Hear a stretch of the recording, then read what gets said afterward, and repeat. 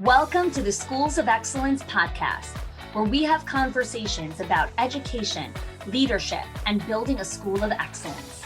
The goal on this show is to bring you clarity, up-level your mindset, and give you practical strategies and inspiration so you can show up with confidence and trust your decision-making. I'm Chana Wilshansky. I'm a mom of 4 under 10, a former New Yorker, and been in the early childhood field my entire life. And I'm so grateful that you've joined me for this conversation.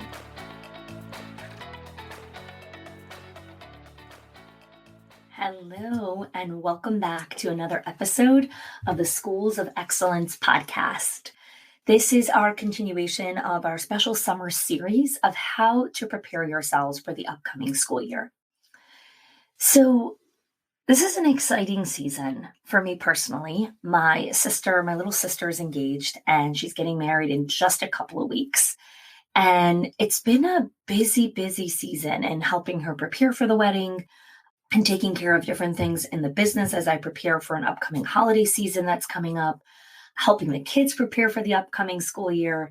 And so I've really been thinking about what success looks like for me during this very hectic season of exciting things that are happening in the business, exciting things that are going on at home, exciting things that are going on with my family back at home as well. And juggling so many different expectations, so many highs and lows. I've really been thinking about what is success during this season.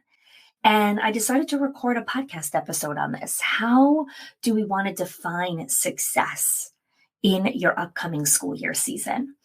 You see, winning is a very interesting concept, right? We all want to win. Winning gives us a high, gives us adrenaline rush for something that we've worked really hard to achieve. And at the same time, winning is a word, right? You decide the meaning that you want to attach to the word winning. The reason that it's a word is just like anything is a word, and we decide the meaning that we associate to it because many different words mean different things in different cultures. Winning means something here different than it means, in Eastern Europe, or success means something different, or, manners or proper etiquette or work ethic. All of these are just words and they mean something depending on the culture that you live in. And so when we think about success and our definition of success, the way that we define it matters because it informs the way that we choose to show up in the world. It informs how we measure our own performance.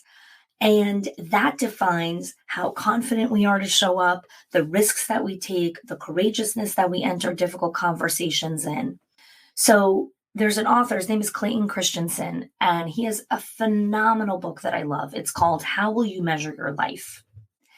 And he goes into great detail in all the different buckets of our life and how we define success.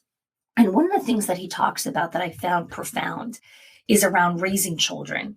He was saying how it's very difficult to define success until, 18 years later, right? You plant the seeds for decades, and only later do you really see the results of your hard work as a parent. The work ethic that your child has, the conversations that they have, the relationships that they pursue, all of these different things. You only look at it later on in life, right? The conversations that you have with your 2-year-old, your 5-year-old, your 10-year-old, you don't see the impact until so much later. And this is why being a parent and working in early childhood is so challenging because you don't see the instant gratification that you would in a different field necessarily. There aren't these immediate rewards. Now, there are some, but not at scale. And as humans, we know that some of the greatest rewards in life are the ones worth waiting for. But the dichotomy of this, like the real paradox, is that we live in a world of instant gratification. We want it now. The entire way our world is designed is around wanting something now.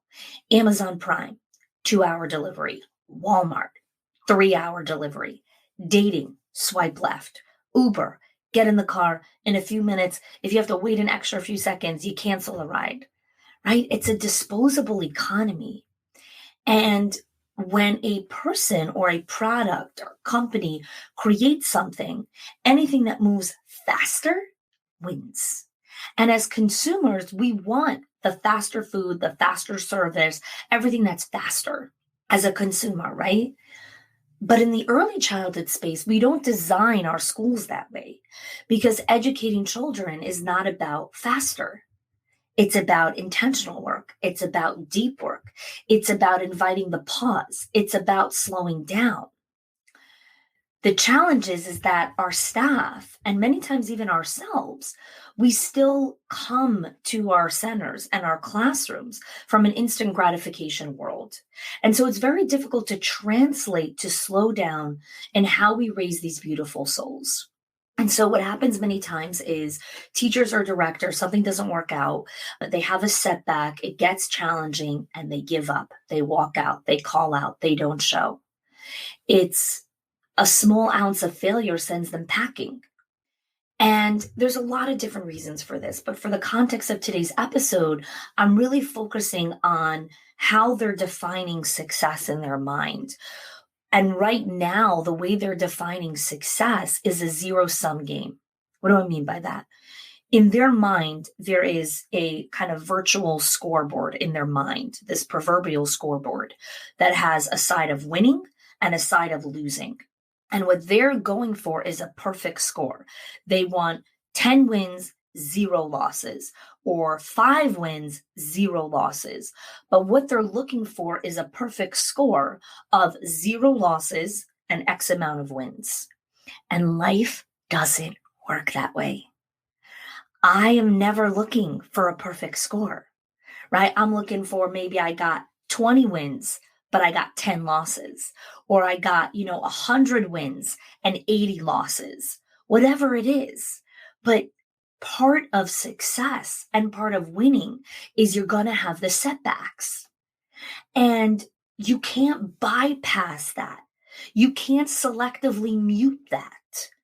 That is part of the experience. That is part of the human development.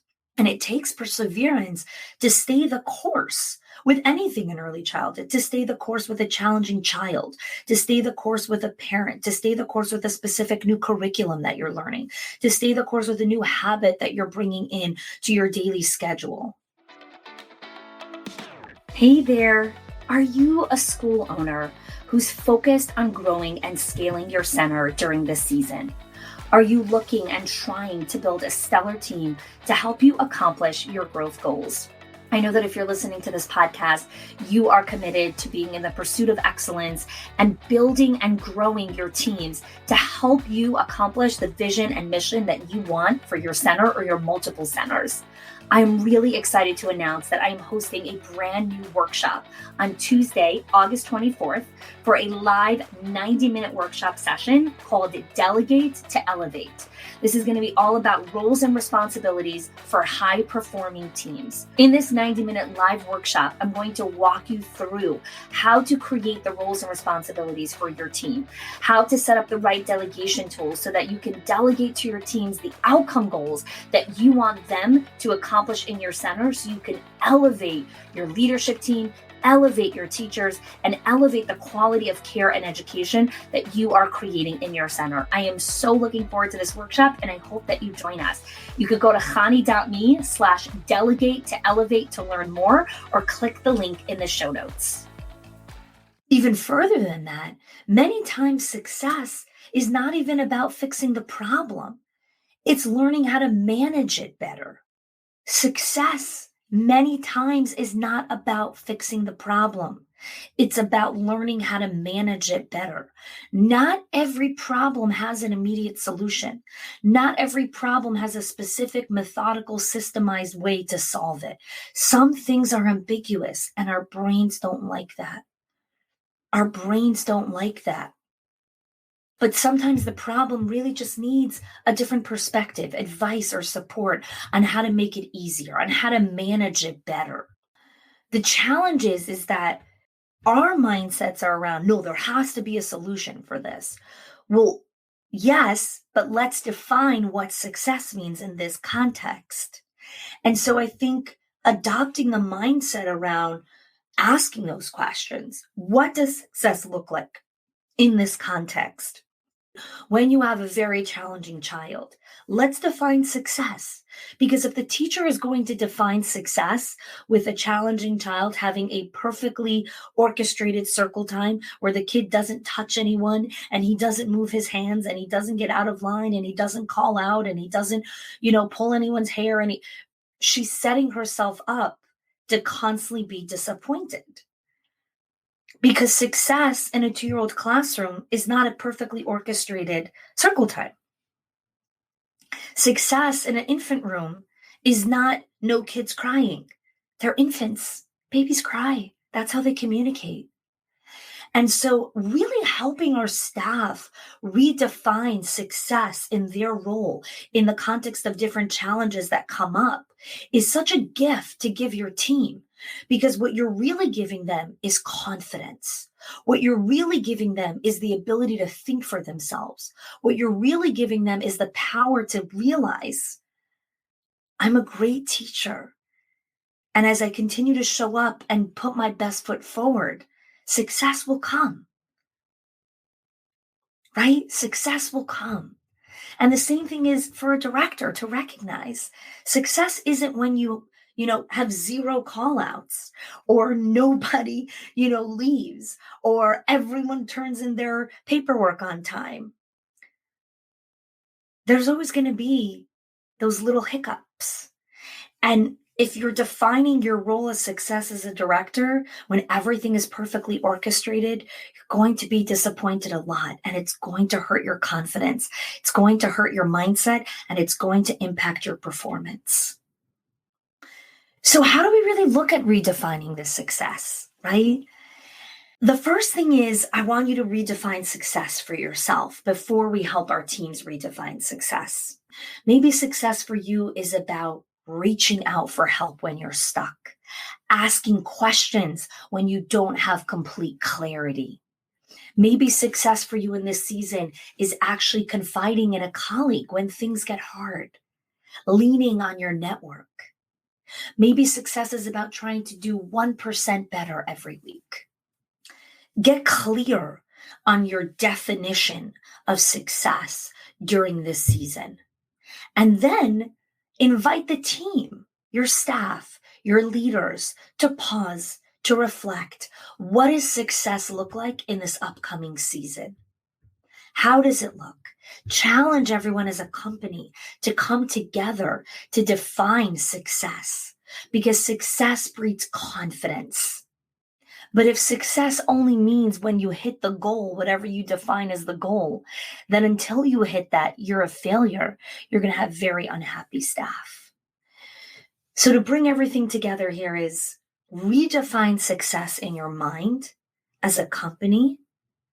Redefine how you want to look success in the context of specific challenges that arise, and invite the team into this beautiful dialogue of what is success during this season.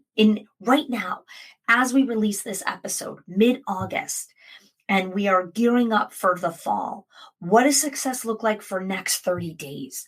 What does success look like for next 60 days? And then re-invite this conversation again as you're deep into the fall in October and as you start prepping for the new fiscal year.